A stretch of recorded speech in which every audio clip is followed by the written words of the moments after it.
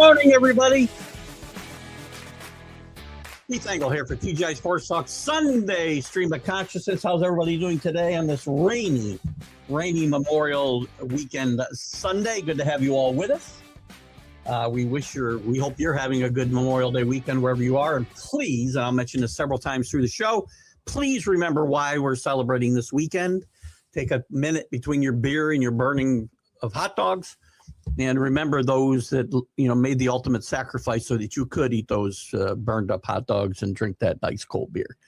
That's what this weekend is all about. Not just us having fun on the water with friends and, overindulging and all that type of thing. Anyway, welcome everybody in. Welcome everybody on Facebook, YouTube, Twitter.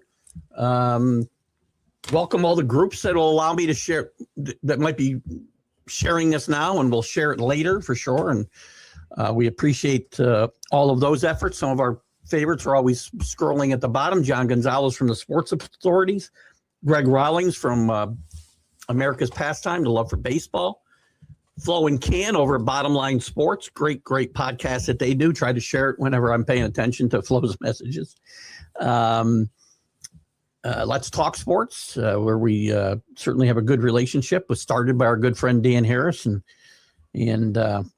Tanner D did a great job after that. Ken Krause at Golf Buzz Sports of All Sorts. And quick shout out to Ralph Williams at RW Media. Ralph does some great stuff out of Ocean City, Maryland. Specifically, the Sports Corner from 4 to 6 p.m. Eastern every Tuesday with Smoking Jim Frazier. And I want to mention Taylor as well from the Michigan Sports Truth program.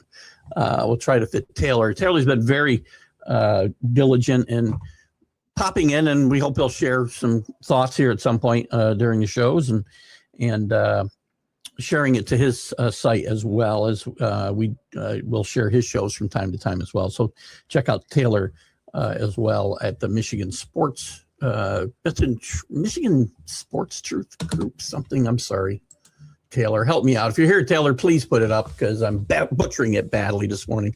We got a lot to chat about this morning. Good morning, James. Good to have you with us. That's me. And JB, how are you, my friend? Good to have you with us. Again, enjoy this Memorial Day weekend. Very rainy and cold here. It's about, what's the temperature right now? 50 degrees and rain. Not going to get a lot warmer than that today. Lots to chat about today. It's your show for the most part.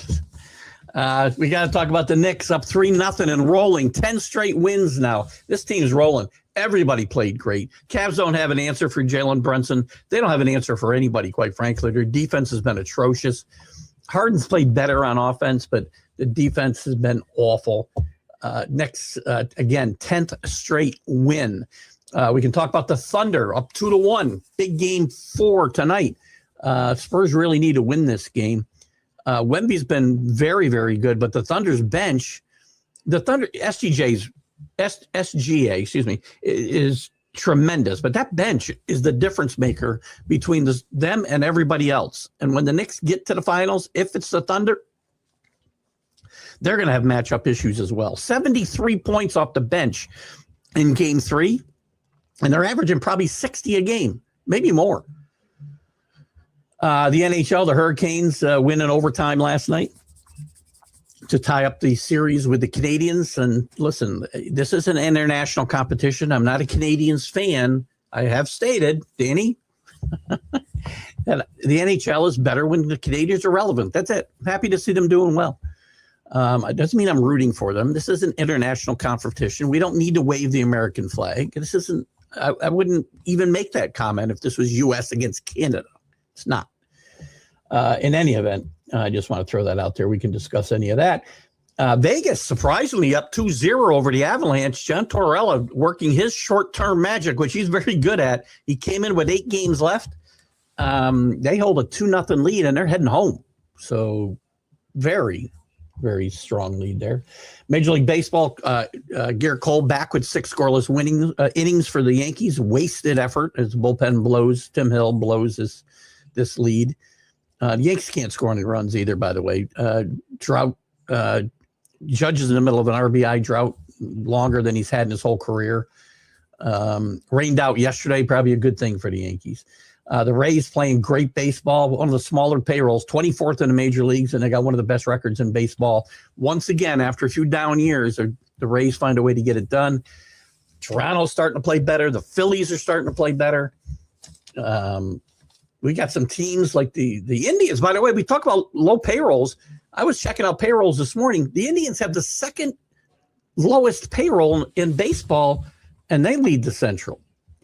Somebody's got to lead the Central, I guess. So, I mean, what team are these teams going to continue to play well? The Indians, the White Sox, the A's, the Cardinals. Who's most likely to keep playing well there?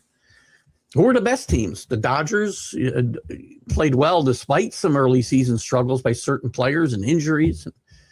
The Braves are leading in pretty much every important category. They're not doing it with smoke and mirrors. The Rays. Who else? The Mets with their youth movement playing well. Where else do we want to go? The NFL, we can talk about Jackson Dart and Carter's issues if you want to get into that a little bit. I don't want to take this down a political spectrum. We know we go off the rails when that happens, but, you know, Carter said that, you know, he made some comments. Then he tries to walk them back by saying he didn't create the narrative, that the media is creating a narrative that isn't there. You created the narrative. Sorry. Just shut up. But in any event, we can talk about that. We got Stafford getting an extension. Again, if you're going to extend your quarterback by nearly $60 million, they're paying him at least $105 guaranteed, I believe, the next 2 years now. Why are you drafting a quarterback at 13 and not helping him win the next 2 years? Don't get it. Joe Shine gets an extension in New York, which is a bit of a surprise. We got the quarterback situation in Arizona to talk about. Brissett is not participating in OTAs. He's guaranteed 1.5 as a starter out there, but he may not be the starter long, so we can talk about that. We had a little heated debate about whether guys should be thrown into the fray, like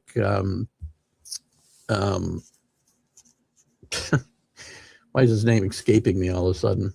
Carson Beck out there in Arizona. There's other stuff. The WNBA. Caitlin Clark takes a break after 4 games. Really? Load management after 4 games? And half the people didn't show up to watch the game. We're in the middle of the NCAA is going to vote this coming month in June on the age-related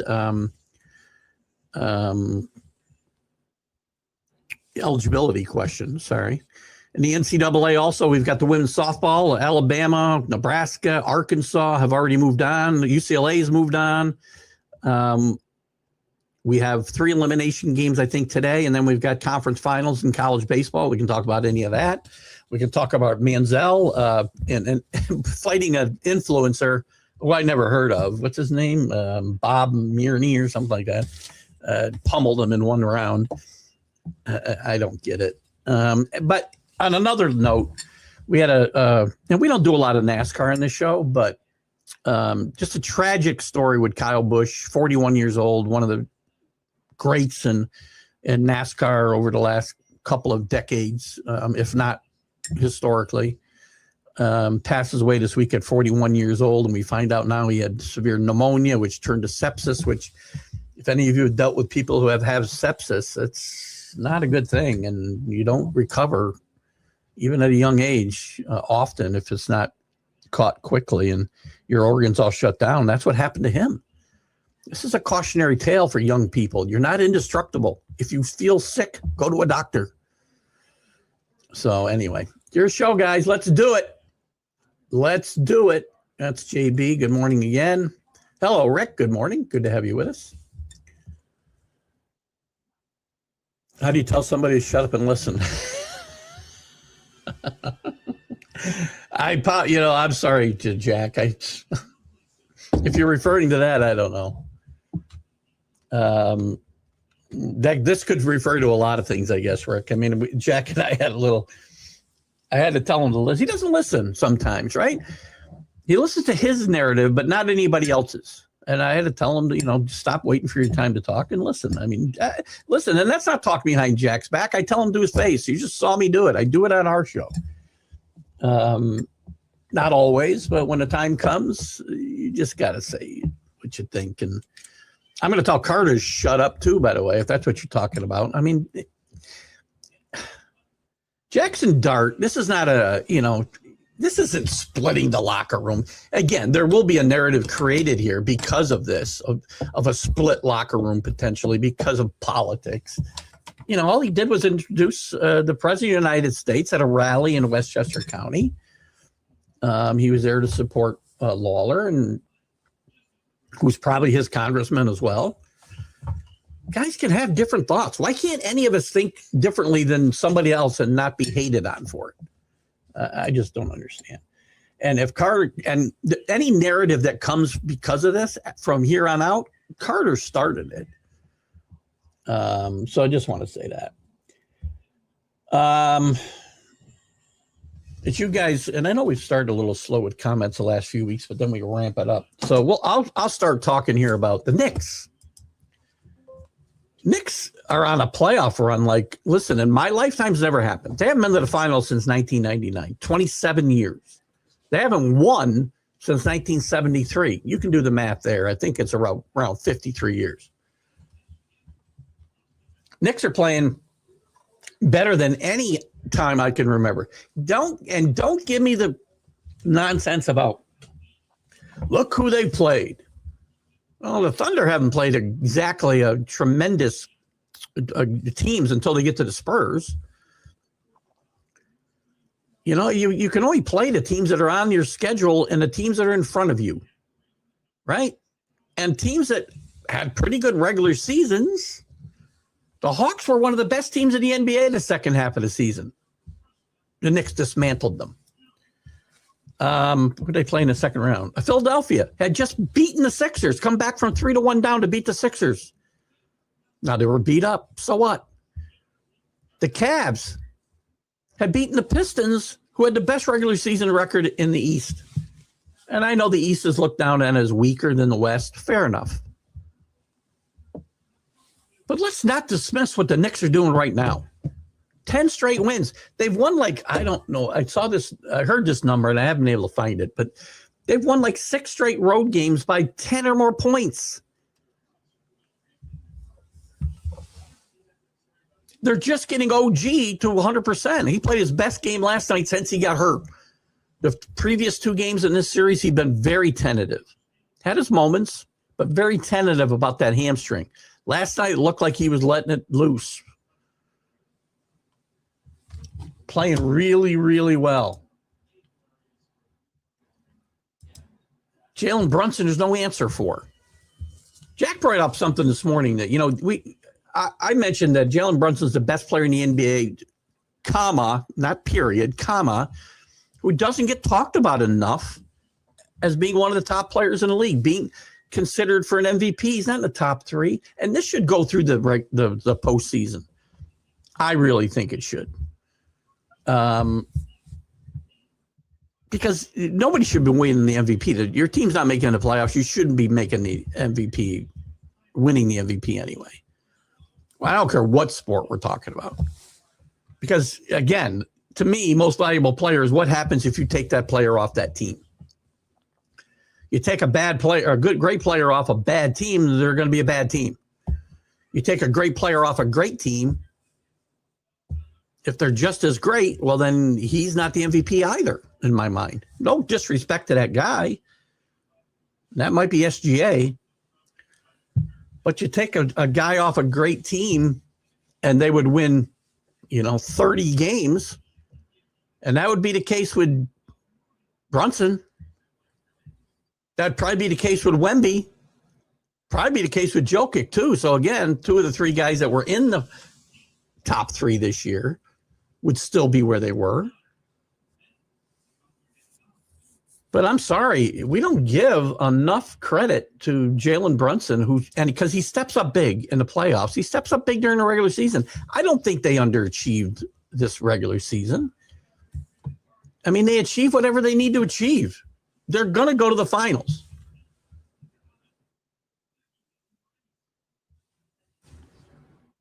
Now, we got to win one more game. I understand that. But is there any reason to think that Cleveland's going to even win tomorrow night? They fought back a little bit here when they fell behind pretty good in the first quarter, early second quarter. They fought back a bit. They fought back in the third quarter, but they folded again in the fourth quarter.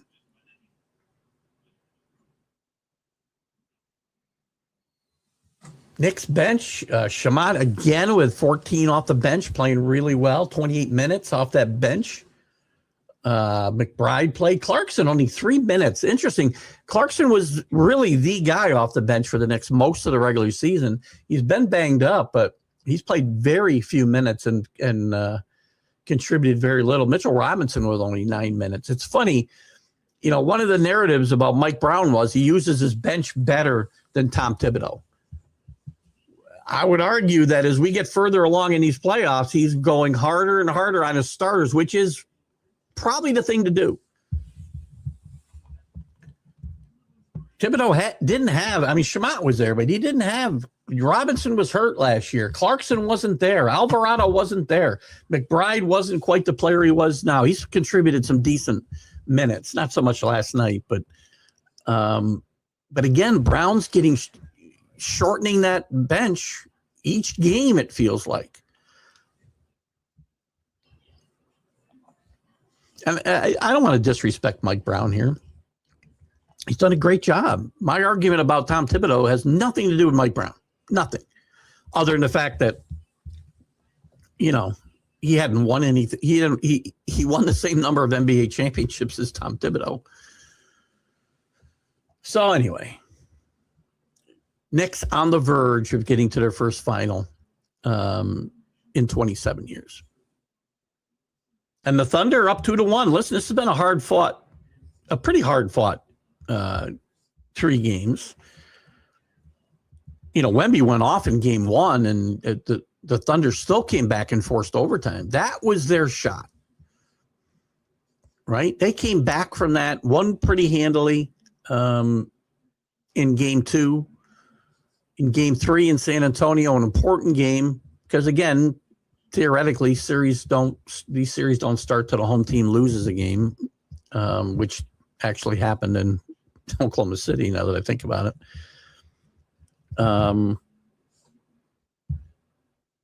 But they go on the road after a hard-fought game 2 and win on the road in San Antonio with Wemby having a good game. Don't give me injuries either, man.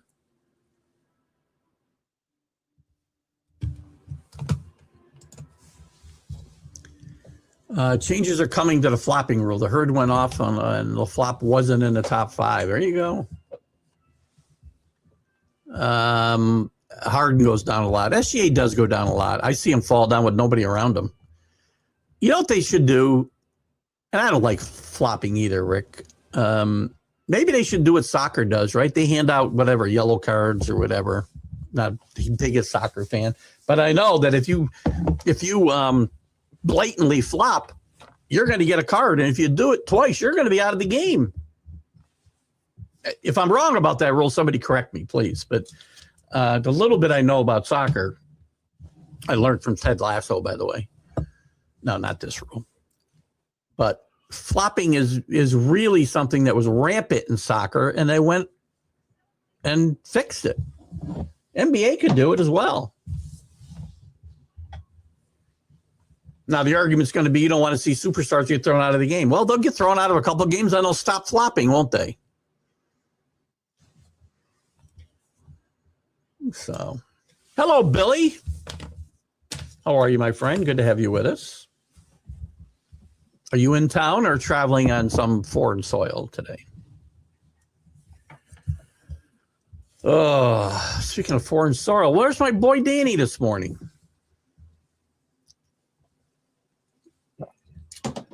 Danny's called me out. I really wanted to wait till Danny. I think I'll wait till Danny's here.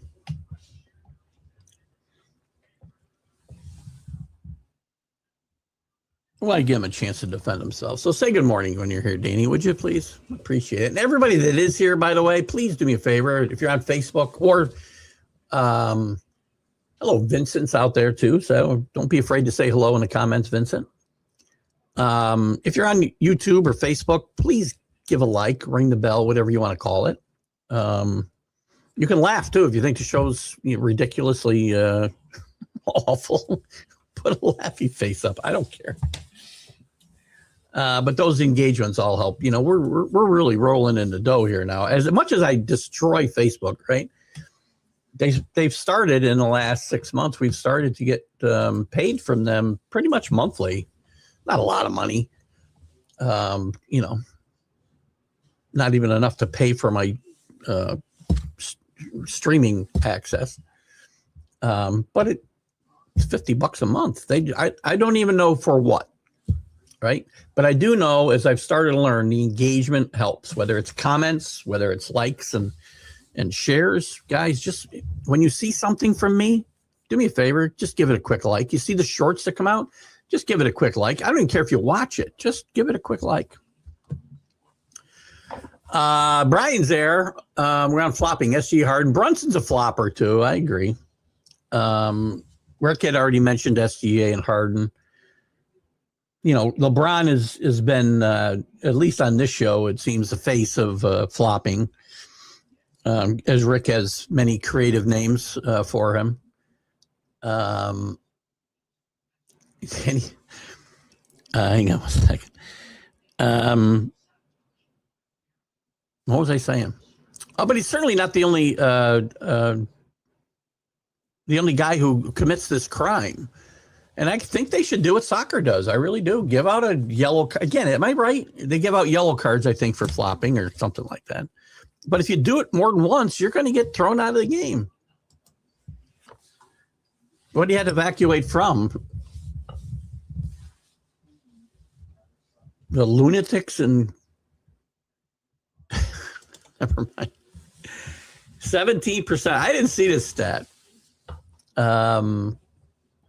Where is this, by the way, Rick? I'd love to take a look at it and look at some of the other guys on the list. But I noticed, it's funny, you bring up SGA, and I don't remember him ever being brought up on any of the shows I've been on or hosted as a flopper. I mean, we don't have any colorful names for SGA flopping. It's going to be very hard. LeBron's name obviously lends itself to colorful names. But SGA, I noticed this the other night, Friday night. I watched him go down. I swear to God, half the time he would go down. He went down a couple times on drives to the basket when nobody was around him. There was some bad defense played. Wemby was out of the game, obviously, because they're rarely going to the basket when Wemby's in there and around the basket. But whoever was kind of olayed it, and SGA still went down.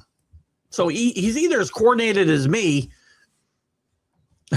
or he's flopping. There's a big chemical issue in California. In the LA area, Billy? I haven't seen.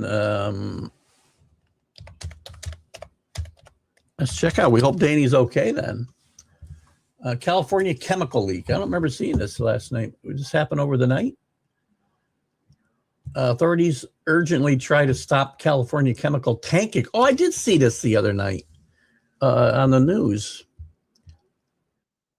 Orange County, that's LA. No, LA's in LA County, right? Well, Matt, we know our Matt. I'm trying to think of Matt's last name right now, but Matt, who follows us out in California, he's in Orange County. So anyway, we hope those people are okay.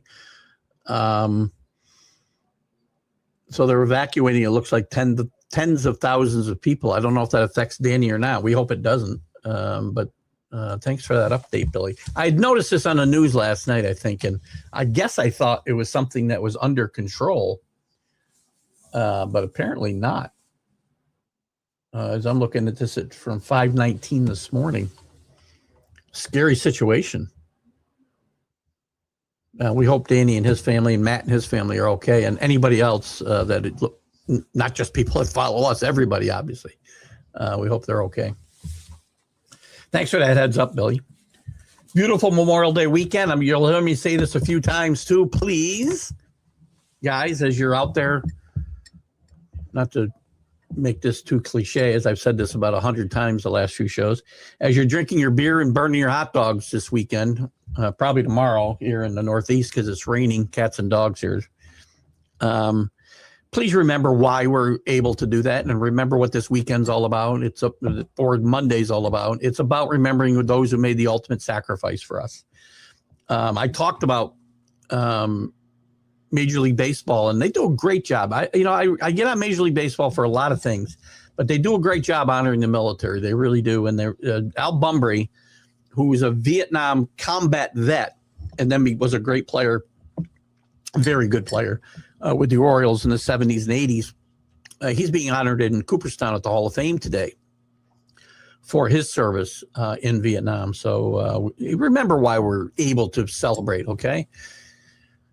And always remember that when it comes to the military, that those people were willing to pay the ultimate price, so that we can argue about things that we don't know much about. In any event, whatever your thought process is on world affairs, please take a minute and thank those who again allowed this to happen, allowed us to be able to do this. Danny on our chat. Yeah, Danny Fuller. That's whatever his pesky California guy or whatever. That's Danny Fuller. So we hope he's okay. But again, I'm not great with geography, right? I'm not sure how close. Danny's in the LA area, so I'm not sure Orange County. But again, Matt, who does pop in this show, and Matt, who has been awesome about getting me all these great cards. I got a bunch of cards kind of on top of the pictures behind me. I got so many Yankees, mostly Yankees, and a bunch of Patriot cards too.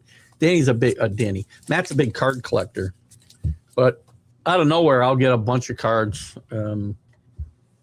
sent to me by Matt. Good guy. We hope he's okay. We hope everybody in Orange County or whatever areas are affected in California are doing well. And keep that Memorial Day message in mind. So we were talking NBA. I think the Thunder are going to wrap this up. I think in 6 games now. I really do. I think they probably lose tonight. I think they win when they go back to Oklahoma City and win in San Antonio. I kind of hope it goes 7 games and they beat each other up. But here's the thing. The Thunder can afford a long, arduous series a lot more than the Spurs can. As a Knicks fan, I mean, again, you got to be careful about picking your poison. And again, we got to win one more game. Pretty confident we're going to do that. I see no reason to believe the Cavaliers will win tomorrow, much less 4 in a row. If the 2004 Red Sox don't show up, the Cavs are done. I'd rather play the Spurs, quite frankly, because they're not as deep. You got to deal with Wemby, but they've got an answer for everybody else. And the Thunder will be able to survive a long, arduous series because of that bench, man. They played 10, 11 guys. 73 points off the bench in a playoff game. Teams are lucky to get 20. So, but then part of me always wants to beat the best. Bring on the Thunder. I want to beat the best because regardless of what people think about the Spurs, and they're going to be a great team. I think they're missing one piece. One more great player. Well, don't be surprised LeBron considers, and San Antonio considers, it's got to be a two-way street. I think LeBron would be a great, great addition to the Spurs team, by the way. Again, he's already accepted stepping back. He did it this year with Luka and Reeves and became really the third wheel. You might even convince LeBron to play off the bench. But he can handle the ball. He can take some of that pressure off Wemby. He can open up the game for Fox a little bit. I just think San Antonio makes a lot of sense for LeBron. As much as I'd like to see him go back to Cleveland, and I know we're going to get a lot of anti-LeBron comments, which is fine. You can say what you want. I think the guy can play 5 more years. So it might not be his last team that he goes to next year. And he could stay in LA. I just don't think the Lakers are going to be interested in bringing him back at the cost it will take. And maybe San Antonio won't want to do it because of cost. But as I watch the San Antonio team, I feel they're missing something. And I think LeBron would be a nice addition here. And there's other guys as well. But Kevin Durant, who, again, gets a lot of abuse, didn't play in this last series. I guess injuries are an issue there. What do you think about bringing him in? But this team needs one more piece, in my mind. Now, maybe they fool me and they win the next 3 games. I've seen Fury. I've seen Fury for sure. A great movie, and it really does show you. There are a lot of good movies that show you what the military went through. I mean, if you watch, depending on the year or the conflict that we're talking about, right? There's movies that kind of put a period on the end of the sentence about that, what these guys went through. Fury's a great example for World War II, obviously. The Deer Hunter is a great one about Vietnam. And Vietnam vets have always gotten a short thrift. And I think today it's a little different. Without talking to somebody who was there right now, the feeling that I have is that the way the country looks at those guys now is much different than it was, immediately after that war, 20, 30 years after it. I think today those veterans are looked upon a lot differently and appreciated a lot more. Maybe still not enough, but that's a great example, Brian, for sure. SGA is just young, or San Antonio is just young, sorry. They are young, but I still think, again, that's another reason a veteran piece would really help this team.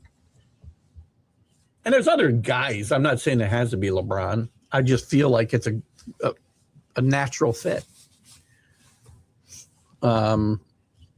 Maybe not so much Durant because he's injury prone at this point in his career, but still a great player when he can play. You think about guys that are going to be available in this offseason, don't go find some. There's certain guys. You need somebody who knows how to win, number one. Maybe that's not Durant. It's certainly LeBron.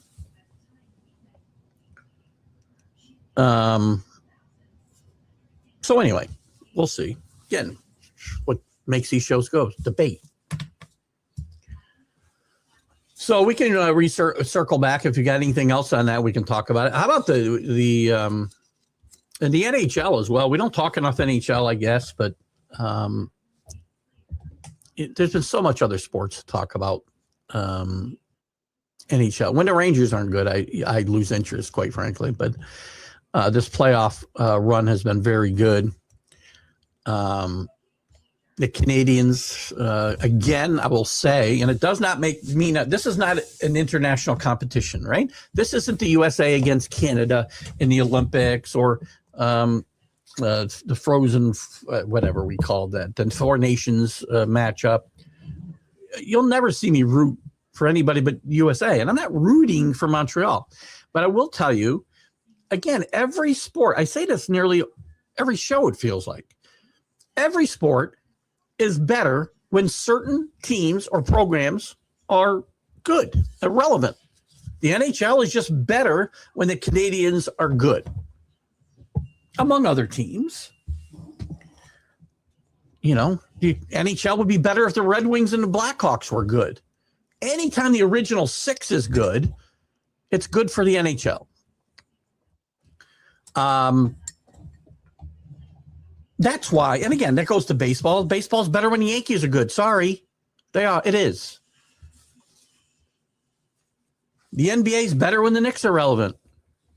I know I'm focusing on New York here. It's not just them. It's good when the Lakers are good as well. College football's better when Notre Dame is relevant. Alabama, Ohio State, Michigan, Oklahoma, who I razz on a lot. It's just better. So when I say the NHL is better when Montreal is good, doesn't mean I want Montreal to win necessarily. They're a good story as long as they are winning and have a chance to win. And a Canadian team winning after 34 years would be a big story, whether you want to admit it or not. And don't wave your flag at me because, this isn't international competition. Nobody supports this country any more than I do. In international competition, in the WBC, in the Four Nations, in the Olympics, and whatever. I don't watch soccer. I'll watch the World Cup when the USA plays. This isn't about USA versus Canada. Anyway.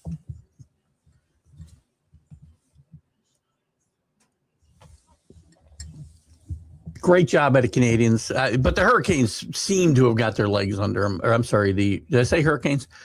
The Canes seem to have gotten their legs under them. They were off a long time. We talked about the Knicks layoff, and it did show up a little bit in game one for the Knicks early in that game. But they were able to fight through it with an 8-day layoff. And I feel like the Hurricane have been off even longer. And it showed in game one. They did not play well. They looked flat, and the Canadians took advantage of it as they needed to.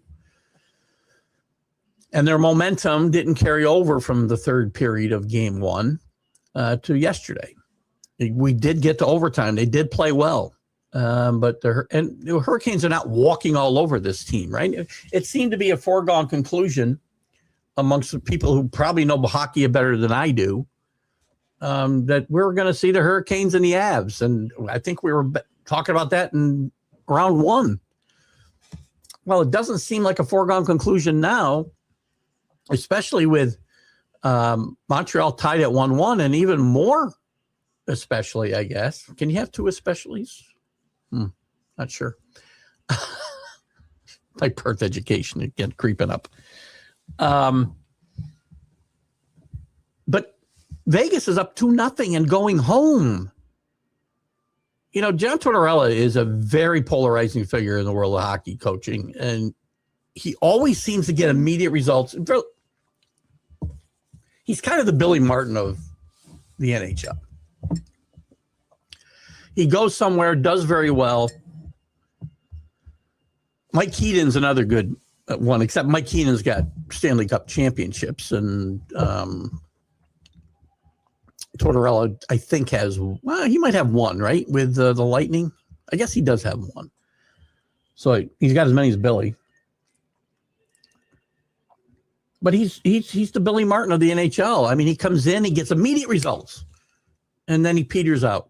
Well, this year, a little bit out of the ordinary, right? He gets the gig in Vegas with 8 games left in the regular season.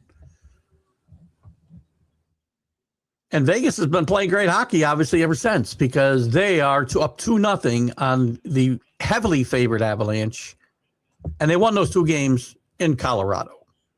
And they're heading back to their home ice tonight. There's Matt. All right, Matt's all right. You mark yourself all right. Are you near that chemical spill or that chemical, the danger of it exploding? I don't know what exactly the situation is. I think they're worried about this stuff, igniting. But hope you're safe from this, Matt. Did you have to evacuate? I know you're in Orange County. We're worried about Danny. We haven't seen Danny this morning, but I think where Danny is quite a ways. And maybe Matt can give us some perspective on where LA in general, and again, LA is a big city, right? A big city. It's not on an island like New York, and it's all condensed. It's spread out. So I don't know where Danny is, but maybe because I'm not great with geography, man, especially within states, even New York State. But maybe Matt can give us some perspective on, first of all, hopefully you and your family are okay, Matt, and where this spill is in regards to where Danny might be. And again, other people in California, we're concerned about you as well.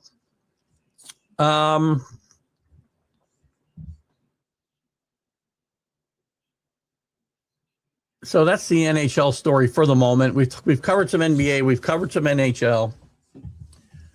You know what I might do? We don't have a lot of comments. Is just take a look at in college sports. We do have some really good action. In the college softball World Series, if you will, they've started. They're well into this. They're playing the Super Regionals right now. And yesterday, teams that advanced yesterday, Alabama beat LSU 4-1. Not a big surprise there. That's a 1 against 16. Who else advanced? Arkansas beat Duke 10-2. That was a 5-12 matchup. That's 1-1. We'll talk about those games afterwards. UCLA with a chance for a double victory here. Softball and baseball. The UCLA baseball team is ranked number 1 too, and is going to the conference finals, I believe, in the Big Ten.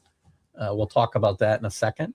The softball team wins 14-4 yesterday. They're 52-8. They're number 8 in the country. And they move on. And also Nebraska wins 9-1 over Oklahoma State yesterday as well. Those are the teams that have moved on. And we have elimination games today. Texas Tech against Florida, 11 against 6. Arizona State against Texas, non-ranked against number 2. And Mississippi State non-ranked against number 3 Oklahoma. These will be elimination games today to be able to move on to the final leg here. Hello, Michael Gott across the pond in England. How are you, my friend? Good to have you with us. Matt's away from it. So how far? So you're 19. Boy, that doesn't seem like a lot, but I guess it's enough. So we're glad you're safe and your family's safe, Matt. How far from like LA is that? I don't really have a feel for Orange County and how far from LA it is, the city of LA. And again, we're concerned about our good friend Danny to make sure he's okay. I'm assuming if you're 19 miles away from it, he's probably much more, we hope. But good to have you with us.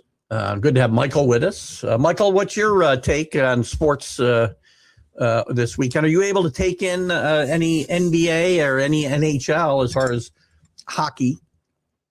And we'll take comments, guys, on anything you want to talk about. You don't have to. This is a Sunday stream of consciousness, man. We're going to go anywhere you want to go. We can talk the NBA, which I just got through kind of recapping a little bit. I do like the Thunder. Actually, you know what? I think the Spurs win tonight. This is going to be 7 games. I'm going to recoup what I said. I think the Spurs win tonight, and it becomes a 2 out of 3 and goes 7 games. What's Matt got here?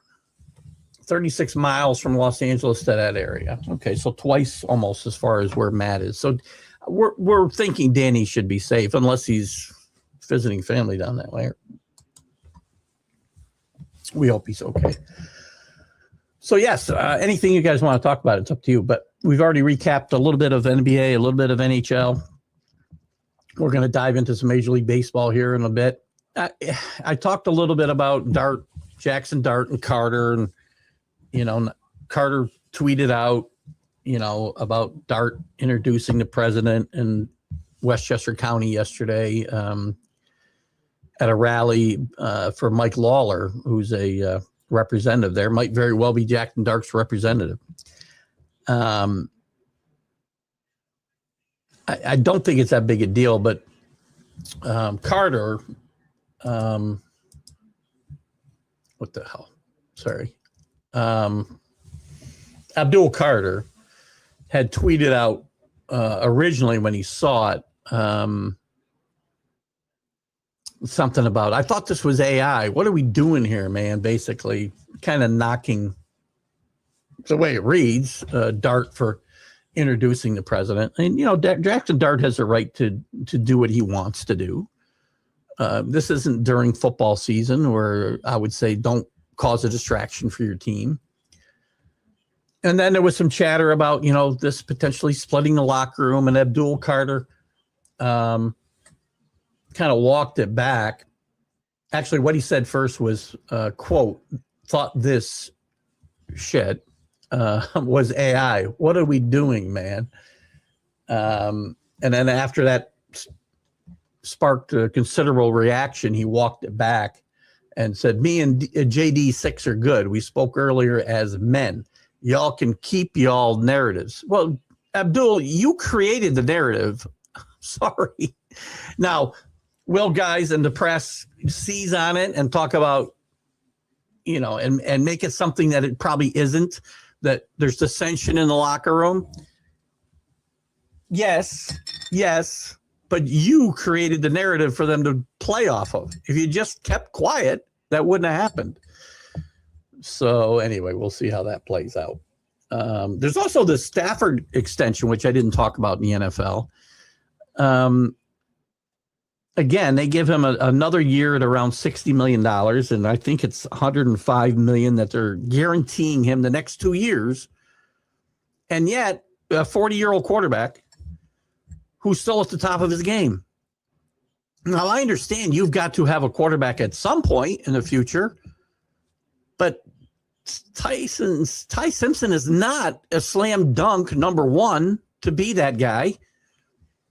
And number two, you use a 13th round pick on a guy that is not going to help you win in any way, shape, or form, assuming Stafford's your quarterback the next 2 years. So you didn't make the team any better the next 2 years, where you're paying Stafford $105 million. Makes no sense. You can't have argued 2 years ago, 3 years ago, that the Falcons taking Michael Penix after signing Kirk Cousins for $40 million was a smart move. It did not help Kirk Cousins and the Atlanta Falcons at all in the short term.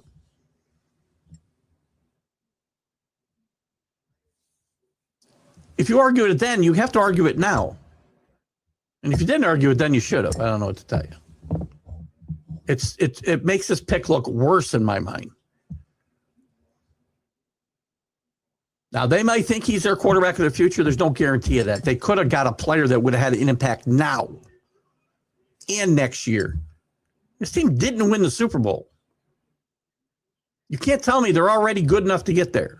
Maybe they are, but they didn't get there last year with this team. Yes, they've improved themselves with McDuffie. But I don't get it. I don't get it. Michael's planning on a late night watching the Western Conference Finals. I really like the look of the Spurs. It's fair. I mean, listen, they're a good team. I think they're a player away. Wemby's not on. Here's the thing, too. When Wemby's not on the court, they're in a negative when it comes to plus minus. Always. And you can't play him 48 minutes. And he's a great player. And Fox is a good player. And Harper's a good player. I know they've been banged up. Everybody's banged up now. The Thunder could be without Mitchell and Williams again. Part of being a good team is being able to have the next man up. And the Thunder do that better than anybody. They go deep. They're deep, man. I just don't think the Spurs are quite ready. I think you saw that the last two games. But again, I'm not going to tell you that the Spurs couldn't come back and win the next 3 games. They could. This is going to be a big rivalry. Again, this was a debate Jack and I had recently that, if the Spurs win this series and the rivalry is, cut off before it ever gets started. Well, no, it's not. The Thunder aren't just going away. This is going to be a big rivalry for the next 5 years, assuming nothing drastic happens on either team, injury-wise or otherwise. I'm looking forward to this game. Really late for you, right? This game started at 8 o'clock. Is that right? I think I started 8:30 the other night, which I'm not sure why. So you're looking at 1 a.m. start, right, for these games. But not the Knicks. You didn't stay up and watch the Knicks last night, Michael?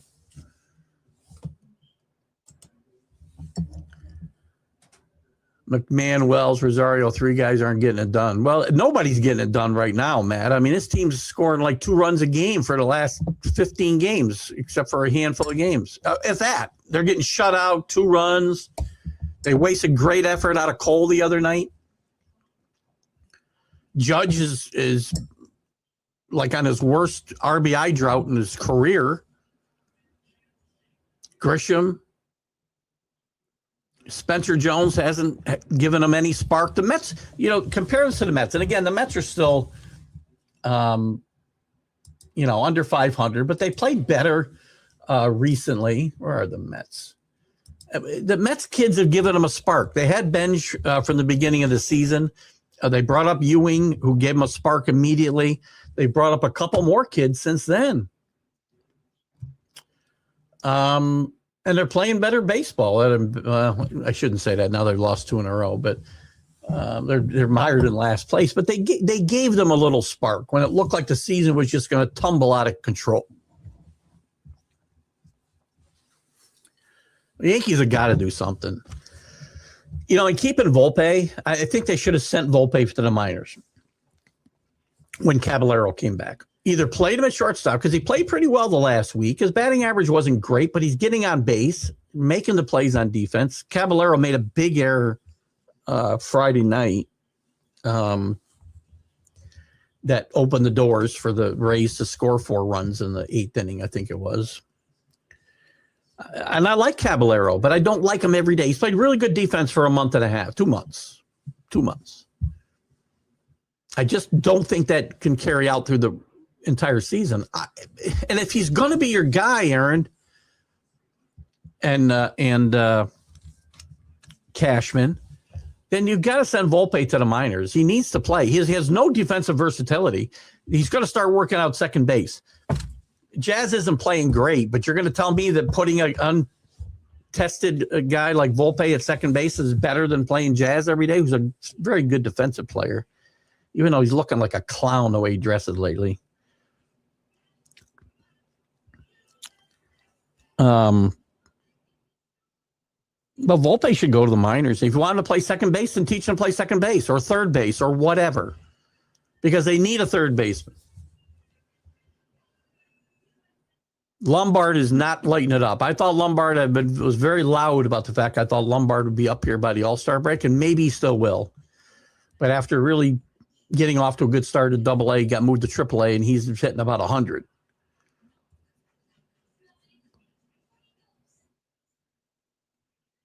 So, and Kirby's behind those 2 guys. Dax Kirby he may be the guy of the future as shortstop. But right now, we have to worry about right now. And I'm not sure Caballero's the answer. I like Caballero. I want him in the lineup every day. You can play him at second base. If you have to move a guy, Caballero's got experience at second base. If you feel you got to sit Jazz a little bit, then play Caballero over there and Volpe at shortstop. I'm one of the last guys defending Volpe. And again, he's brought this on himself. But, wish good luck, Matt. Sell some cards. I was mentioning you earlier with the cards, and I've always got some of them right here in front of me. I just hung a couple Bobby Mercers. Not hung, I didn't ruin the cards, but in front of me because Bobby's my boy, and it was his birthday the other day. Sent a nice note to his wife, his widow, Kay, who I'm in communications with now and again. Very sweet lady. I've made it clear to her a few times through messages what Bobby meant to me as a young, as a early, but preteen, right? 70, 69, 70, 71, 72, 73, 74. Then they traded my guy. But I love Bobby. And then Bobby came back in 79, and he was part of the organization ever since, either on the field or in the booth. And he was in my living room every day once we had, the Yankees full-time on cable and whatnot for 2/3 of my life when he passed away. And I sent her a nice note then, letting her know what Bobby meant to me. And not to get all maudlin, I just thought I'd throw that out there. 60 miles, 60 mil. Guess Roman Gabriel or John Hadel never made nothing like that. They didn't make that combined, through their whole career. I would say every quarterback for the Rams through maybe 10 years ago didn't make 60 million combined.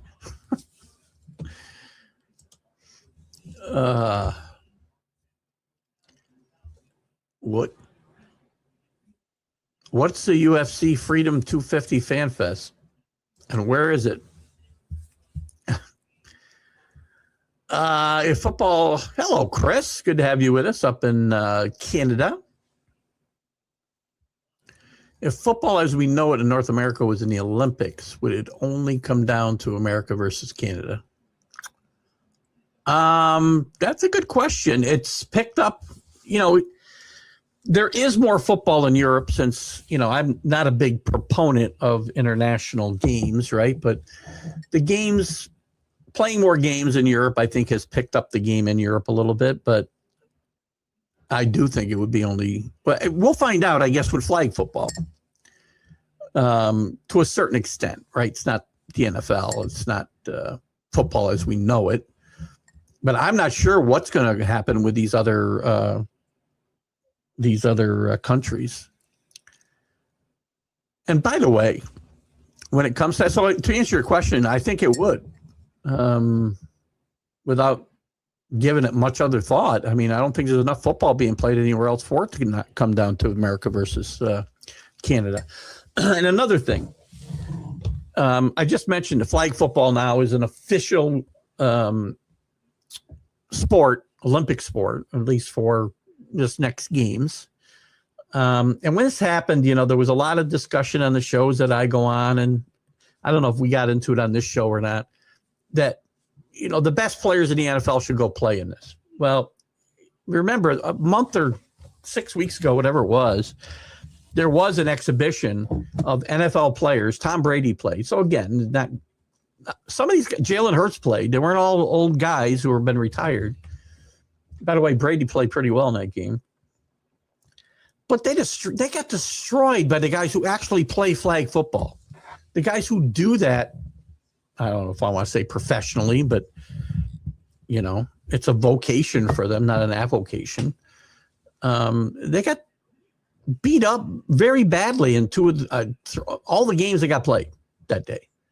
So sending guys who don't play flag football to play flag football would be the stupidest thing we could do as a country. You send people who that's what they train to do. I may have brought it up at that time, and if I didn't, I wish I had, because, again, it should shut up anybody who thinks we should be sending NFL players to play flag football in the Olympics. Now, that's not to say one or two guys might not be able to compete and help that team, but, sending an entire team of NFL players. Birdie would make it a good addition. What Birdie? Birdie would make a good addition for the Yankees. I can't remember his first name. Utility speedster with a good glove, still a free agent. Last seen with the Marlins. Oh, not Birdie. You're Birdie, Betre, right?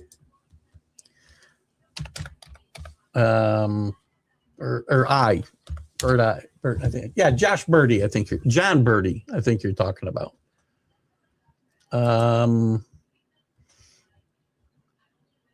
Spent last season with Chicago Cubs and was with the Yankees in 2024, by the way.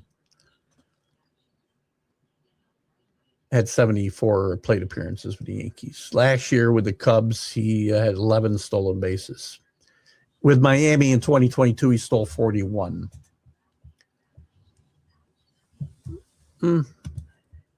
What's he play? He plays second base too, I think, doesn't he? Doesn't he play middle infield?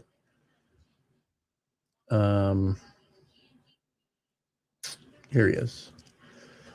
Shortstop, third base, second base, played some center field too. He's a utility guy like Caballero. Here's the thing, though. I don't know that you can carry two guys like Caballero and Birdie or need to on the same team. So I'm a little surprised he's a free agent, though. He's not that old, is he?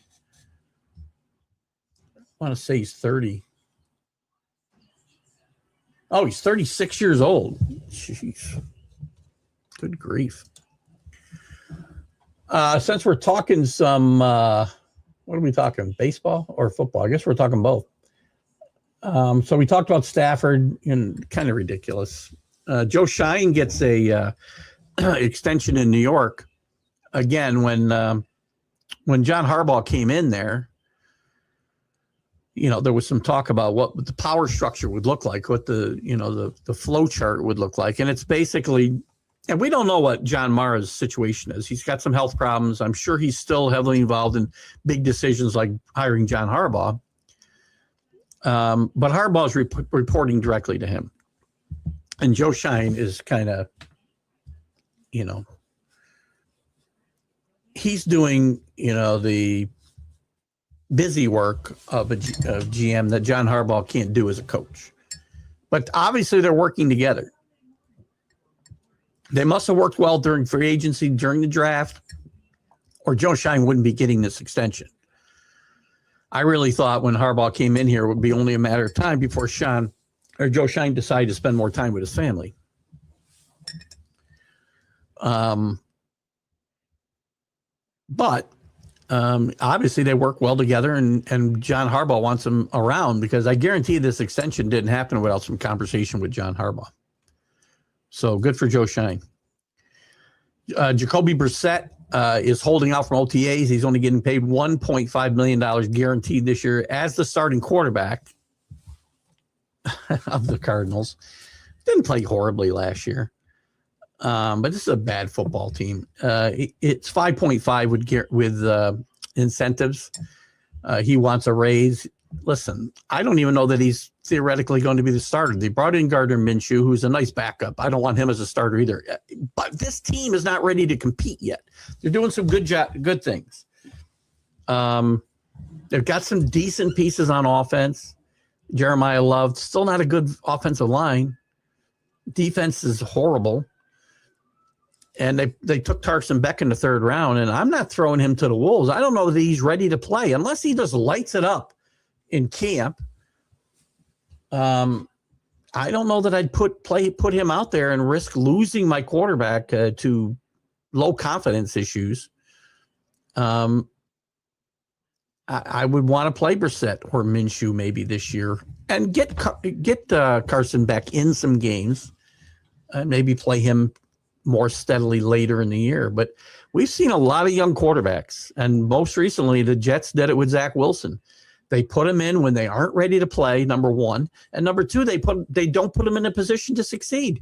They put in offenses that are really, I don't want to say they're designed for them to fail, but they're certainly not designed for them to have the best success they can have. And it destroys their confidence. And some never come back. They're not strong enough to come back from that.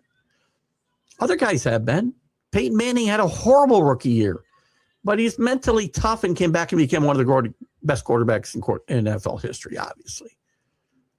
But I've seen lots of guys like Zach Taylor who maybe would have amounted to something. We'll never know. But they were just put out there. J.J. McCarthy could end up being another guy.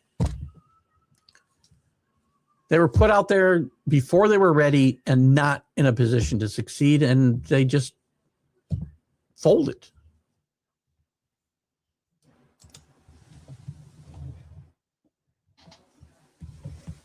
Cole did great the other night. Bullpen shaky. I'm not a big Tim Hill fan. I don't understand. Every time I watch Tim Hill, he's given up like 4 runs. But his ERA saw like 2.8. So it's inherited runners he's been giving up runs to. Bednar, I still think is shaky out there. They got guys with great arms on this staff, but Jesus, too many home runs. And the offense, the biggest problem, though, Matt, is the offense. You can't go out there and score what? Here's the Yankees the last. Let me get to the Yankees. Hold on. Here's the Yankees run output for the last, I don't know. See how far back we go. 2 runs, no runs, 1 run, 4 and 6 and 6. That's not so bad. 3, 2, 0, 2, 2, 2, 3, 0, 2, 1. This is going back a month almost, guys. 1, 3. The offense, geez, I'm going back here to let me get the dates. I mean, I've gone back all the way to late April. 2, 2, 0, 0, 2, 2, 3, 1, 1, 2, 0. You can't score like that in Major League Baseball today and win. Garrett Cole pitched awesome the other night. 72 pitches, 50 strikes. Didn't allow a run. They wasted it. The bullpen and no runs. 2 runs. And the defense let them down in a big spot. Again, I keep telling you, Caballero's played really well defensively. But there's going to come times when he doesn't make plays, and you saw it Friday night where they give up 4 runs. They could have been out of that inning. Oh, is it? I'm not going to be there.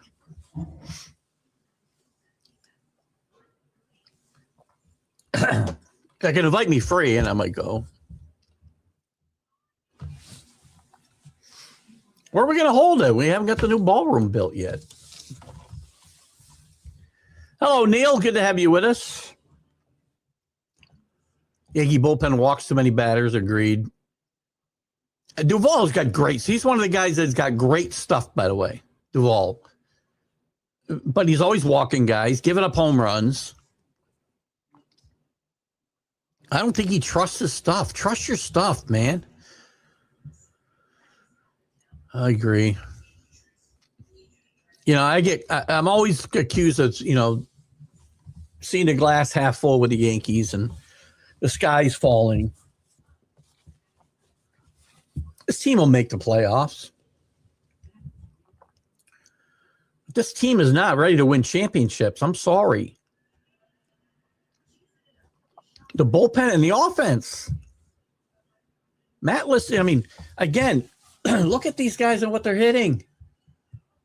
Oh, my God. I mean, I can't. I'm starting to think Rice should be the everyday catcher. Spot Wells here and there. Wells has played good defensively, but we can't afford him hitting 180. Judge is down to 245. Still 377 on base percentage. That's good. Chisholm hasn't been good all year. Bellinger can't hit on the road. He tears it up in Yankee Stadium. His number 1 numbers are really okay. Rice has been a godsend, man. Grisham, 188. 313 on base percentage. Horrible. Caballero, who everybody raves about, he's hitting 325. His on base percentage is 325, guys. McMahon, 187, 253. Wells, 169, 293. Stanton's been out, 302 on base percentage, though. Goldschmidt, 358 and limited. His power's been better early this year, though. I think I would find a lefty to play. I would go out and find a lefty to play some first base, and play Goldschmidt and the lefty there, and play Bryce. I'd catch Rice right now. Moving to first late in games and put Wells in for defense. Rosario, 250 as the right-handed side of that platoon with McMahon. Escaro, 150. Grinchik's gone, so we don't care. Dominguez didn't hit while he was here. Spencer Jones is hitting 160. Volpe 217, but his on-base percentage was 400. He played much better that last week. You can't have Volpe sitting on the bench. He needs to go to the minors because he has no defensive versatility. I know they're going to work him out at second base. But if you're going to move, if we have to sit Jazz for some reason, we don't want to play Jazz, why not move Caballero there? Because he's got experience at second base. None of this makes any sense. And you wonder why I freaking have a coronary and a stroke every time I think about freaking Aaron Boone and the way he approaches this roster. We keep sending Grisham out there night after night, lead off. And your leadoff guy has got a 313 on base percentage.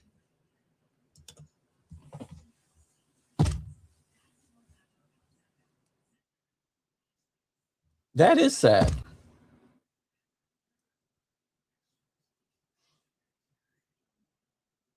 And where's the answer? Because Jones obviously isn't ready.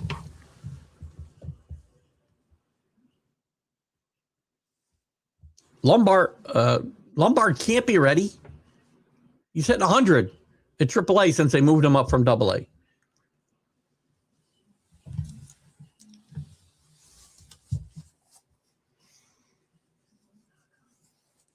Fraud. He could hit. I wasn't crazy about his defense necessarily at third base, but I feel like we haven't had a good one since Nettles. Terrible. Terrible, terrible, terrible. Who's out here? Hello, Reggie. I see Reggie out there. John Gonzalez. Taylor Phillips. Good to have you with us. I said check out Taylor's stuff on Taylor, if you're there, make a comment. Michigan Truth Podcast. How am I doing? Am I close? Terrible. I'm sorry. I wish I could put more. Maybe I'll put up a second runner at the bottom and start up. I want to add Taylor to my favorites. I can't put any more. You don't have so many characters. So maybe what I'll do is put a second one together with some more of our favorites, including Taylor, and have that just alternate the scrolls. Good to have you with us, John Taylor. Anybody, Vincent hasn't spoken up, but we get a lot of guys. You don't have to speak up. I'm thinking about putting the phone line back together and giving that a go again. We tried it early on, if you remember, in the podcast, and we had a few technical issues. One, at the time, my internet was not good enough, or the StreamYard wasn't good enough to be able to keep the scroll going. It would affect the stream. I shouldn't talk about that as a 66-year-old man, I guess.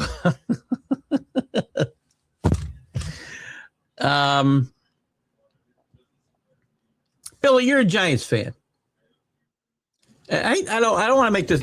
This isn't really. Well, I guess it is. And again, I don't want to get into a lot of political debate, though. I do want to know from a Giant fan. And Billy's the only one I think that's here right now. If I'm missing somebody, Neil's a Cowboy fan. So as a Giant fan, do you not think Jackson Dart should be able to go to whatever he wants to do in the off season? This isn't affecting the team. This isn't a distraction to the team. That he should not be able to go to this Mike Lawler rally and introduce the president of the United States during the off season. I mean, I think you can agree that we can have different opinions and not, be able to cohabitate. I mean, we should. It's very hard to do. Nettles. He should be in the Hall of Fame. 100%. People point out a lot of times that, when Nettles retired, by the way, he was like, I want to say he was either first or second in career home runs among third basemen. He was a tremendous defensive player. And then people tell me he's overrated defensively. He only won 2 Gold Gloves. But people forget his entire career expanded. It covered Brooks Robinson early on till 75 or whatever. Buddy Bell. Who are the other? There's some other great third baseman there's some other great third baseman that I'm not picking. Doug DeCinces. There was some tremendous defensive third baseman. Who did he lose to? AL third base. Gold Gloves. Here we go. Third base. In Nettles' time, here's who won. Robinson won every year until 1975. I was right there. Wow. Aurelio Rodriguez was another guy that was there. Nettles won in 78 and 79. And Buddy Bell won like 6 straight. That's a pretty good competition. If you're second to Buddy Bell 6 years in a row, you did pretty damn good. Great player. How about the National League? Where's the National League? He didn't win any in the National League, did he? How do I get to the National League? Oh, I only looked for whatever. I doubt he won one in the National League. He was old by then. So anyway, Billy, I anxiously await your answer. And again, I'm not looking to get into a political debate. I just think, Jackson Dart should be able to go and do what he wants in the offseason. This is not and Abdul Carter really should be quiet. And then don't talk about y'all can create whatever narrative you want. You started it, my friend. What else?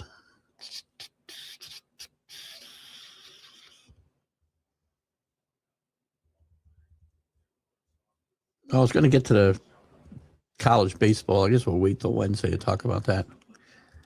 The NCAA will be meeting this week to talk more about the age-related eligibility rules. And if you don't know what they are, it's going to be voted on in July or June, by the way.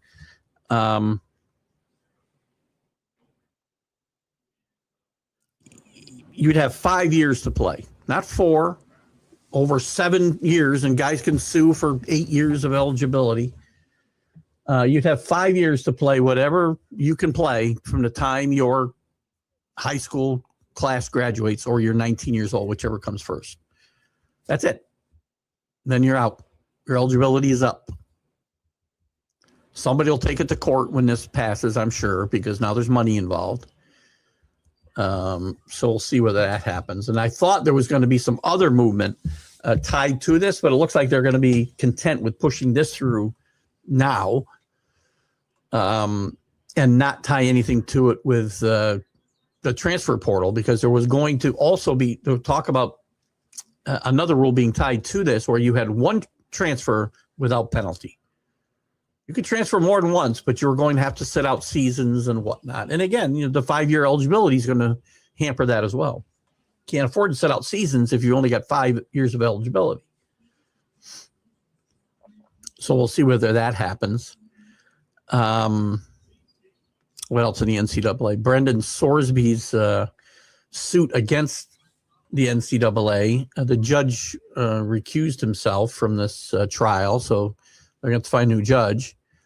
He wants to get this taken care of, and he wants to find out what his situation is. That's what the lawsuit is about. He wants to know now about his eligibility, because if he's not going to be eligible to play for Texas Tech next year, which I really can't see any way Texas Tech is going to let him play, he wants to be able to apply for the supplemental draft in July, which he has until June 30th to do. And then it's not automatic. There's hurdles to clear there, too. He's got to be approved by the NFL to be part of that draft, which I don't think we've even had any supplemental draft in the last, maybe the last decade. And then if he does apply, who's going to take him and when? I'm sure some team will take a flyer and give up a draft pick. Are they going to? I think everybody passes on him for at least 3 rounds, maybe 4. Because remember, if you take him, you give up that draft pick in the next full draft. And some good players have come into the NFL through the supplemental draft. We talked about this before, so we'll see what happens there. Also, NCAA baseball. We're finishing up the conference tournaments this weekend. Let's go to men's baseball. So yesterday, UCLA beat USC in the semifinal of the USC is relevant again, though. 43-15. They'll be in the NCAA tournament in the College World Series. But UCLA has advanced to the Big Ten championship game. Georgia Tech beat Miami to advance to number 3 in the country, by the way. Georgia Tech advances to the final, in the ACC. Arkansas beats Auburn to move into the SEC final. West Virginia wins the Big 12 championship. Lost the Big 12 championship to Kansas 9-0. Oregon wins the other semifinal in the Big 10. They'll play UCLA today, I believe. We'll look at those games in a second. North Carolina will play Georgia Tech in the ACC semifinal. They're number 2 in the country. Georgia, number 4 in the country, will advance to play Arkansas in the SEC final. Troy beat Southern Miss to move into the Sun Belt final. And I think I already said Oregon, didn't I? Oh, that was, I guess Oregon had to play 2 games yesterday. It's been rain. So today, I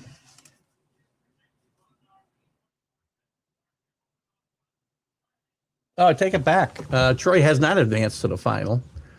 They're playing Southern Miss again today. Must be a double elimination tournament. But in the SEC, you got Arkansas and Georgia. You've got North Carolina, Georgia Tech, and UCLA and Oregon.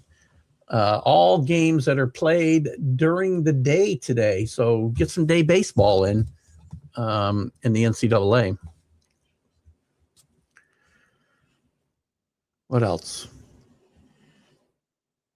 Again, we talked about a little bit about the tragedy of Kyle Busch.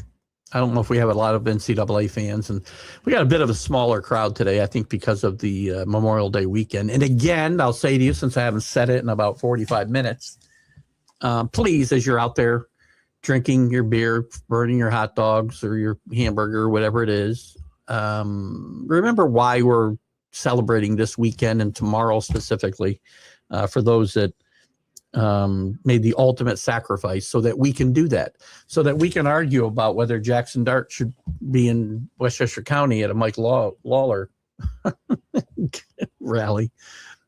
We get to do that because of the sacrifices, ultimate sacrifices, other men and women have made for us to be able to have our petty little disagreements.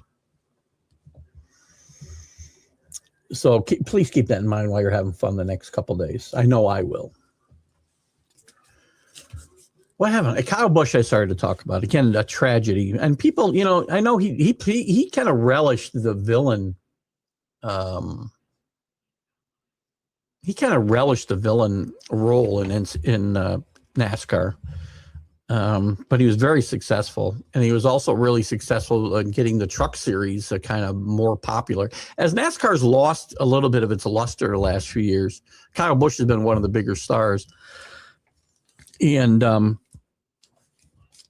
he's been instrumental in getting the truck series, I think, to another level too. He owned a team out there. He just won a race 2 weeks ago. He raced at Watkins Glen this past week and had some discomfort and was told his pit crew that he needed to see the doctor as soon as he was done. He talked about it being a sinus issue and needing a shot when he got done. And then just 5 days later, he's gone at 41 years old after, throwing up some blood and still going to work on a simulator. I think at Talladega. I'm not sure where it was. I think it was at Talladega where the simulator was. But it's really a cautionary tale for young people. And again, I was that age once, believe it or not. We think we're indestructible. And we don't go see doctors when we should. He had pneumonia and let it go. It turned into sepsis. And you get sepsis, man, even at a younger age, it's hard to fight that off if you don't get to it quickly. And if you don't, your organs start to shut down. I mean, I think we probably all know somebody who has been in the hospital and for something else and developed sepsis. And it's not an easy thing to come back from. And I think Kyle Busch, I don't know for a fact. My guess is going to be, that I would think I'm somebody like a race car driver. I would think that you have a certain level of feeling indestructible, and maybe you don't seek the medical attention that you should. And it's kind of sad. It's not kind of sad. It's very sad. It's a tragedy. This is a tragedy. At least behind a very young family. Well, his son is 11, and his car and number are not going to be used again until his son is ready to race. Which I guess he's already doing some on some junior, very junior, he's 11 years old level. Because some of the things I've heard on racing shows on this weekend is that he is that he's a bit of a prodigy when it comes to racing, and it's already predestined that that's what he's going to do. So anyway, our thoughts and prayers go out to his family and friends, and we hope, if nothing else, maybe a lesson will be learned by some young people. If you don't feel good, go see a doctor. Not blaming Kyle Busch, believe me. It's awful. What else? What else haven't I talked about? Quiet day today from you guys. Usually I'm like a half an hour behind on the Sunday. What do you guys got for me? It's your show. I haven't seen Danny today. That's why we're slowed down, man, because Danny's not poking the bear.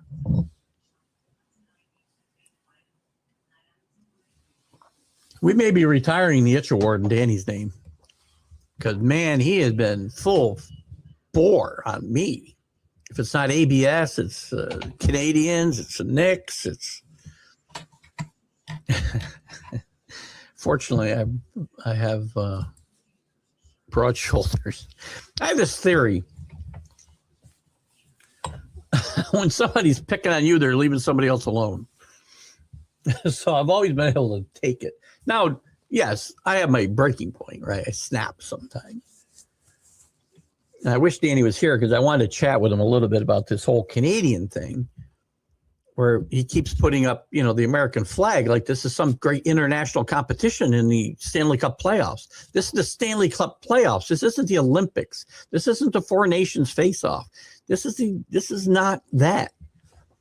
And I'm not necessarily rooting for Montreal. It's a true statement that hockey and the NHL is better for it when Montreal is relevant. How that becomes rooting for Canada against the U.S. is against me. Or, I don't know. Beyond me. Scheffler back on the top. There's a good one.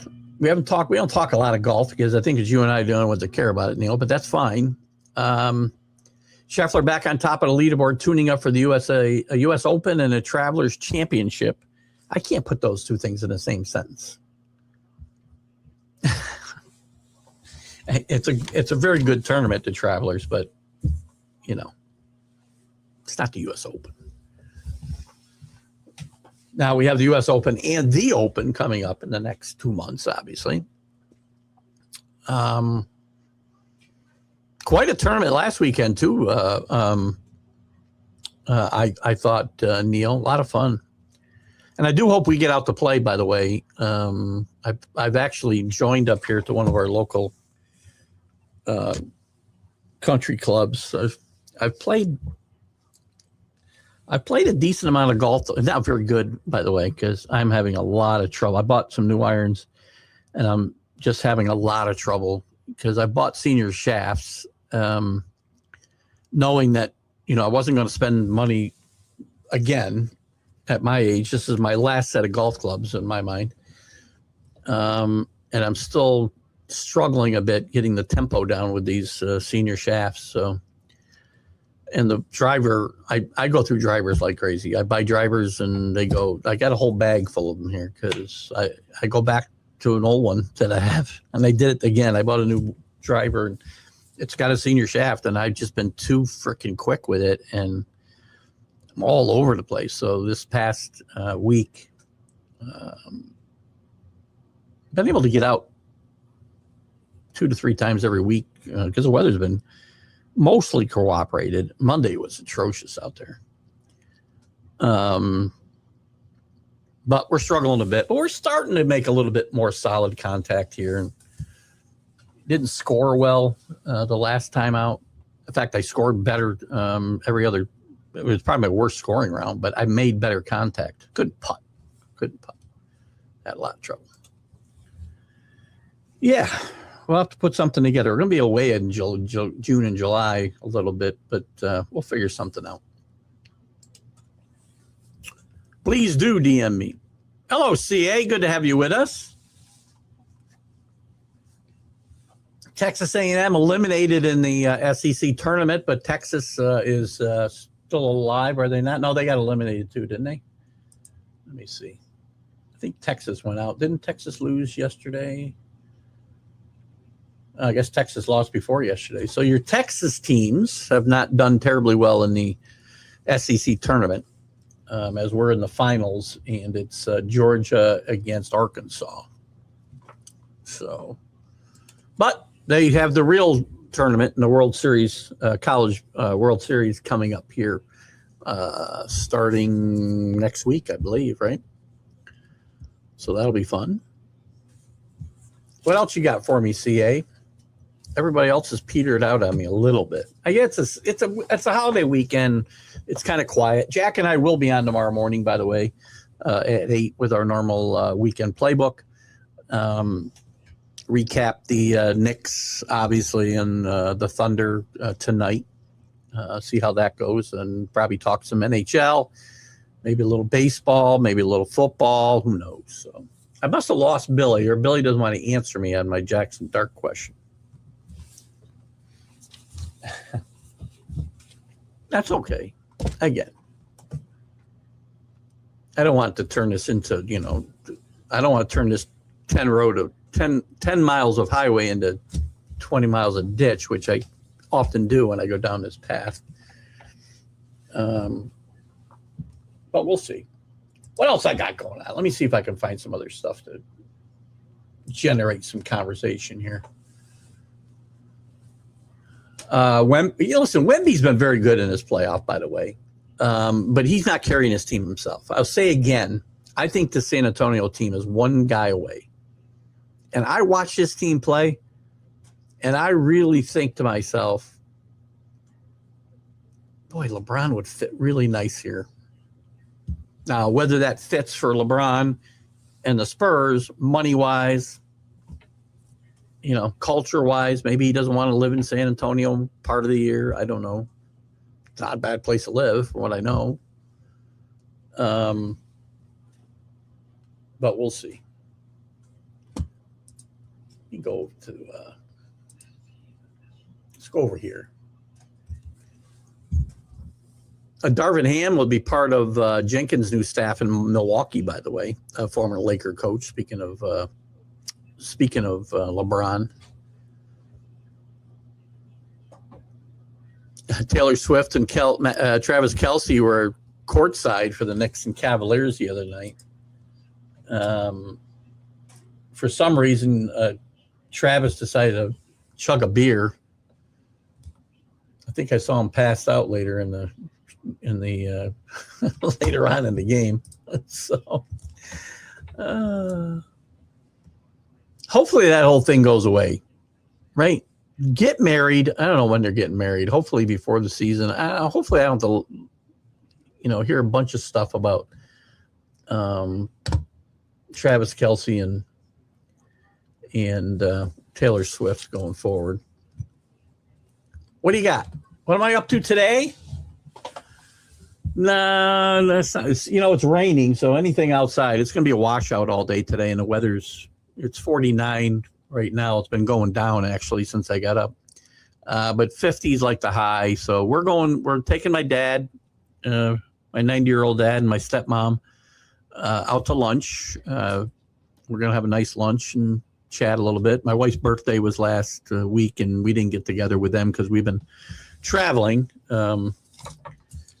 My wife has been busier than me, but we've been traveling every weekend for 3 days, 3-day weekends, and one in Mass for my stepson's wedding. And then he had yet another graduation at the University of Rhode Island last weekend. So we were out there that whole weekend. And so we haven't been able to get together with them for my wife's birthday, and that's what we're going to do today. And then even Mother's Day a little bit. We did see my stepmom the day before Mother's Day at the wedding.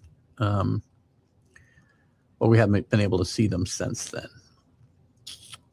And my golf also gets in the way of some of that stuff. So not a lot of stuff going on. Tomorrow we will have a little cookout. It's going to be nicer, 69, 74, between 69 and 74. It's going to rain a little in the morning, but then get out of here. We'll have a cookout with my son-in-law's birthday is coming up this coming week, Wednesday, I believe. But we're going to celebrate tomorrow with a little cookout and the like. So we'll have some fun tomorrow with that. And we will also remember what we're celebrating, by the way. Again, don't forget why we celebrate the day. CA. SEC tournament isn't going to affect national seeding in or out. Agreed. Now, Pitt knocking out Florida State helps them make the NCAA tournament. And congratulations to Lamar conference tournament win. There you go. Little recap of the college tournament stuff I didn't quite cover. I didn't cover the Lamar thing, and Pitt would not have gotten in this tournament, I don't think. Florida State is not out, do you think? I would think Florida State would still get an at-large bid, wouldn't it? It's going to affect somebody else, though. They're going to knock somebody else. That's a stolen bid. That's what I was thinking of. The Texas. I covered the women earlier.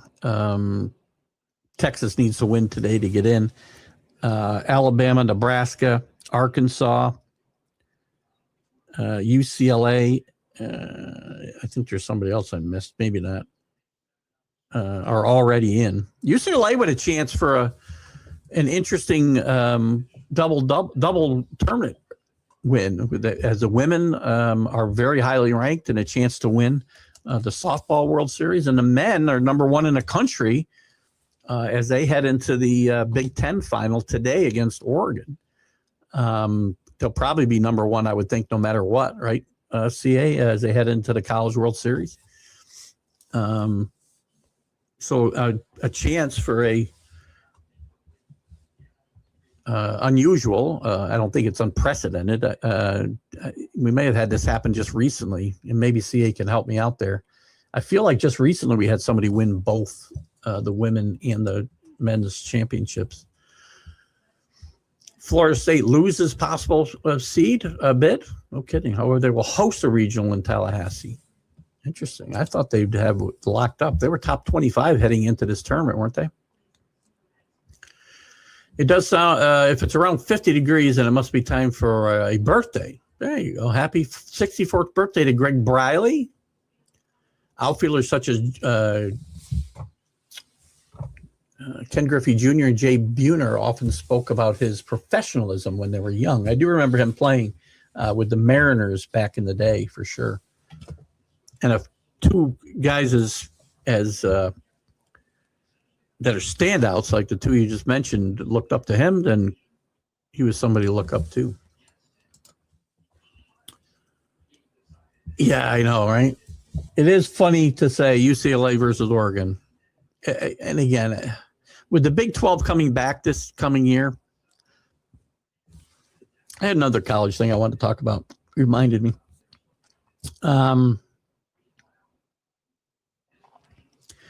With the Big 10 coming back, the Big 12 coming back next year, it really even, I swear it makes it even worse now.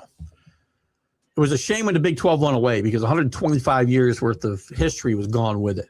But the problem is with the new Big 12, that 125 years worth of history is almost irrelevant when most of the teams that created it. Now, Washington and Oregon State had some input there. But it just doesn't feel the same with USC gone and UCLA gone and Oregon gone, Washington gone. It's not going to be the same. They're not going to be a power conference for a long time, if ever. And we're not putting the genie back in the bottle, right? UCLA and USC are never going home. But if I'm not mistaken, too, Neil, we had UCLA play USC in a semifinal of the Big Ten, and who did Oregon beat? Didn't they beat? Where'd my scoreboard go? Oregon is playing Washington and Nebraska, but they played Washington for the right to get into the semifinal. They had to play a doubleheader yesterday. I don't know if rain was involved or what. But so the final 5 teams in the Big Ten were all teams from the Pac-12. Did I say the Big 12? I'm sorry. I meant the Pac-12 will be back next year. Pac-12. Yeah, that's I can't argue that. And the whole thing's a joke. Again, this whole realignment, it started. I shouldn't say that. It's funny. We think realignment is a new thing since like Nebraska went to the Big Ten in 2012, whatever it was, 12 or 15 years ago. But I've seen some stuff recently too in my YouTube surfing that conference realignment has been a real thing for like 6 decades in college, more than that, 8 decades in college sports. We feel it more now because it's more ingrained in the American culture, and there's more stuff on TV, obviously. But there's been a lot of movement, not as much like regionally ridiculous movement like Stanford and Cal playing in the ACC. When you think about it, though, is Stanford and Cal really any more ridiculous than?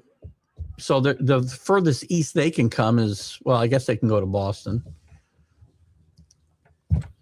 I mean, UCLA and USC have to go to Rutgers to play sports. Let's see if I can find it. The AD at where was it?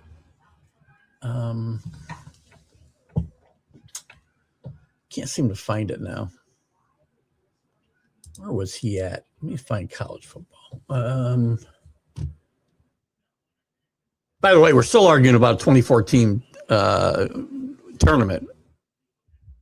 And I did see something else too. If they go to 24 teams, and this isn't football, if they go to 24 teams, there would have been 80 different teams that participated since the beginning of, and again, some of this has to be, make assumptions, but there would have been 80 different teams that would have competed in the 2014 playoff since they started the playoff of 10 years ago. But the SEC is not on board with this. Georgia President Jerry Moorhead is dead set against it being a huge mistake.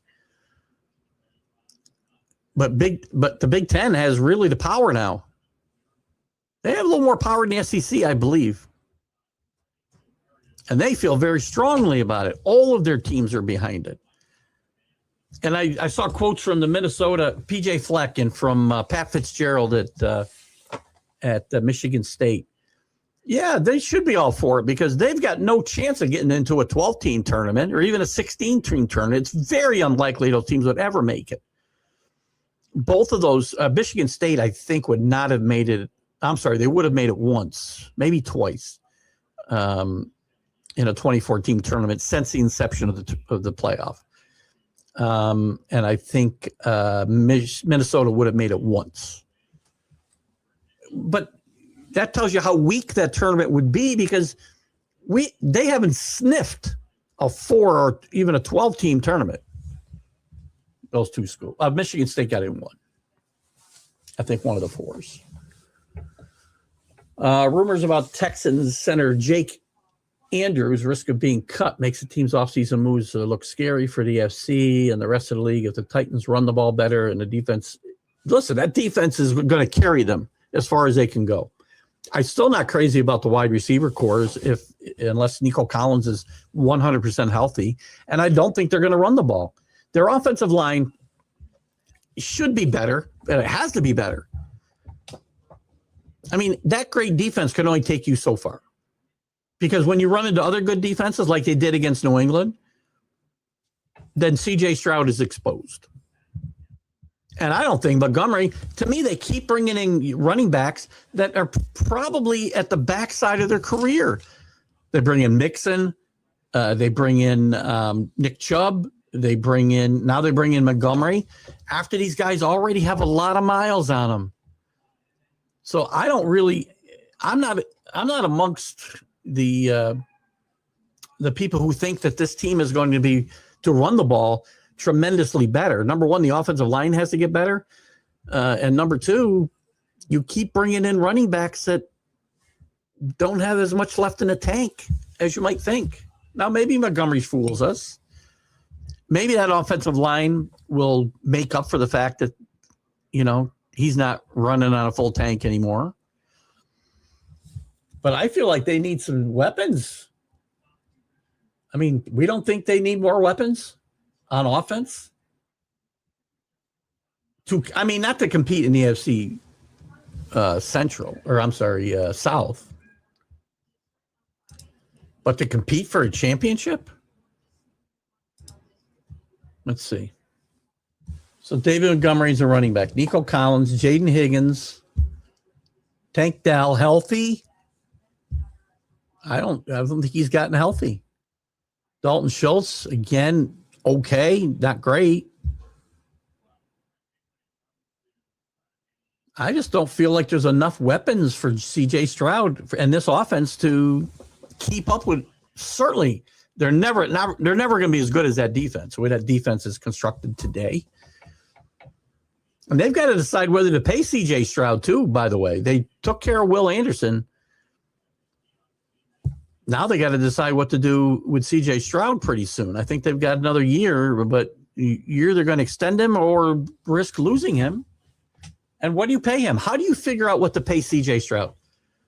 Do you pay C.J. Stroud like he's one of the top quarterbacks in the league? I don't think you do.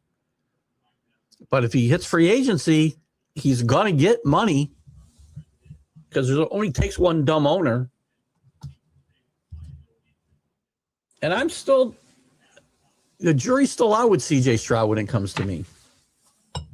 He might be really good, like we saw in his rookie season, but I still think he needs more weapons. Tank Dell's got to be healthy. Again, that's not. You got to get to the red zone, number one.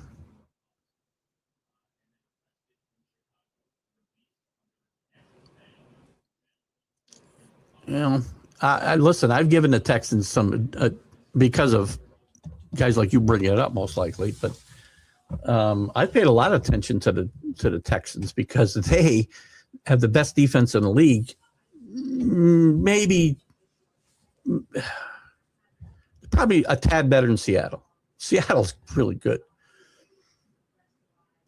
But again, I'm not seeing this offense. And Nico Collins has got to show he's healthy too, by the way, as well as Tank Dell. So there's a lot of question marks here in my mind, CA.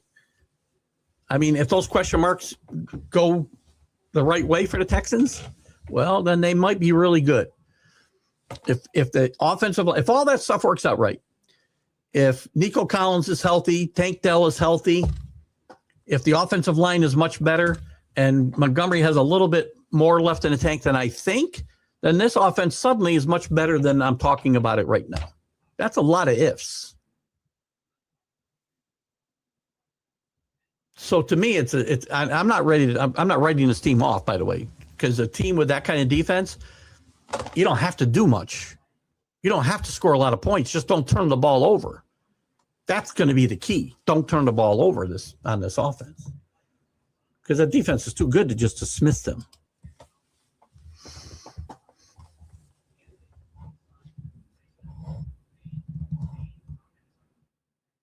Well, again, that's what I just said, right? But you still have to have an offense that you got to put up something. You can't win with zero, right? So you have to score something, and they're not going to shut every team out. So CJ's got to play to a certain level, and they're going to have to decide here this year, if I'm not mistaken, whether to extend him or not. What's this, his fourth year? It's not his fifth year, is it? He'd be a free agent if it was. I think it's his fourth year. Listen, and he had a fine rookie year, and I think he's got the makings of a really good quarterback. And the offensive line was his problem last year, and injuries to his weapons and no running game. I really don't want to excuse away his performance, but I will not. I'll give you that defense is championship caliber. Offense has got to be better though, and it can't make mistakes. When you have a defense that good, you just go out and don't make mistakes, and you're going to win a lot of games. Seattle showed you last year. That wasn't a great offense. It was good. Darnold played much better in big moments than we might have expected. The running game stepped up in the playoffs.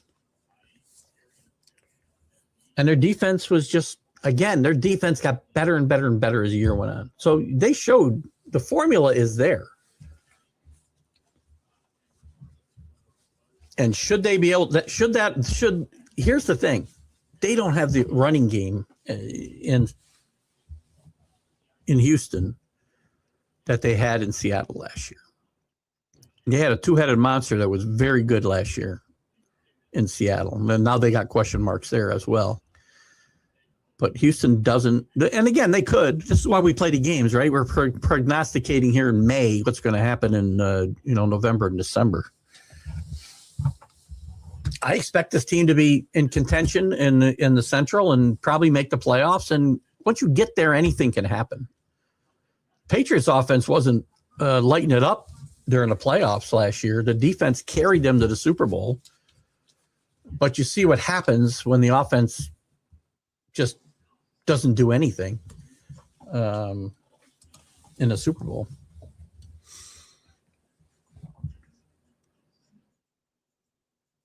No, that's fair. It's fair. And again, but at some point you've either got to extend him or sign him or move on. And the problem is the longer you wait, if he does play well, it's going to cost you more money. Because even if he's the CJ Stroud we've seen the last couple of years and he hits free agency, some dumb owner is going to pay him. Look what Daniel Jones got. He's going to get $40 million a year, at least. He might get 50 because the price to do business keeps going up, and owners are not getting any smarter. A lot of them. So, in any event, guys, we're going to wrap it up. Got to get ready to do a couple things here today. You guys have a great Memorial Day weekend. Again, remember why we celebrate this weekend. We only get to do this because of those who made the ultimate sacrifice for us to be able to do it, to be able to have our petty disagreements, for us to be able to debate about the fate of the Houston Texans, for us to debate about, political nonsense. So we get to have fun. Brownies did make this. That's fair. But again, we get to do all this because of those who made the ultimate sacrifice for us. Don't forget that while you're drinking your beer and burning your hot dogs tomorrow. And we'll be on tomorrow. Me and Jack will be on tomorrow with the weekend update. What is that, Matt? We'll be on with a weekend update, and we'll see you later. You guys have a great day. Stay warm, stay cold, stay cool, wherever you are, whatever you got to do it. It's going to be a little wet and rainy here too, but we'll find a way to enjoy it. I'm trying to get some TGI Sports Talk Sunday School practice. Bye-bye.